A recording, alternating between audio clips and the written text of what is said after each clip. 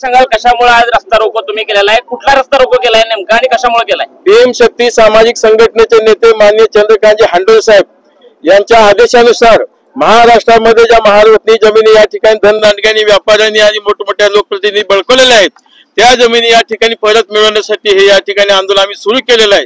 ही आंदोलन संपूर्ण महाराष्ट्रभर होत असून याची अशाच पद्धतीने जोपर्यंत आमच्या जमिनी महारवतनीय जमिनी असतील, गायरान जमिनी असतील, या ठिकाणी मिळालेल्या ज्या काही विमानी जमीन असतील त्या जमिनी जोपर्यंत ज्या शेतकऱ्याला त्या मालकाला मिळत नाहीत तोपर्यंत या ठिकाणी आमच्या भीमशक्ती सामाजिक संघटनेच्या वतीने अशा पद्धतीने आंदोलन राहणार आहे।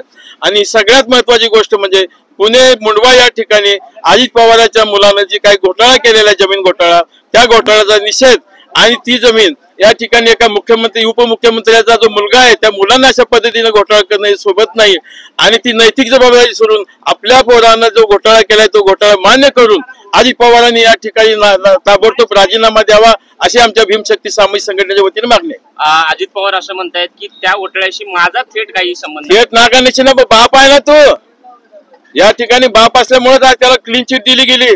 तुम्ही बाहेर पडा त्याला कसं आतमध्ये घालतात, कसं सोडतात बघा ना। तुम्ही या ठिकाणी मंत्रिमंडळामध्ये उपमुख्यमंत्री आहात, पदावर आहात, जबाबदार पदावर आहात, या ठिकाणी तुमच्या मुलाला जर खरोखर तुम्हाला वाटतं तुम्ही जर क्लीन चिट आहात, तुम्ही बाजूला सरून या ठिकाणी शासनाने त्याची हे घ्यायला पाहिजे, शासनाने चौकशी सुरू केली पाहिजे। आमचं असं म्हणणं आहे की तुम्ही नैतिक जबाबदारी चुकून राजीनामा द्या, बाकी चौकशी होऊ द्या, मग कसं होते बघा।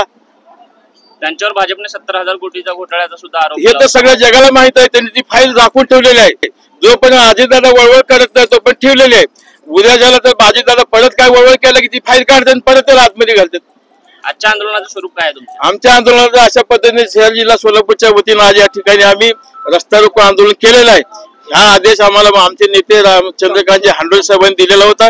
संपूर्ण महाराष्ट्रामध्ये अशा पद्धतीने व्हायला लागलेला आहे, त्यामुळं आता हे संपूर्ण महाराष्ट्रभर होणार।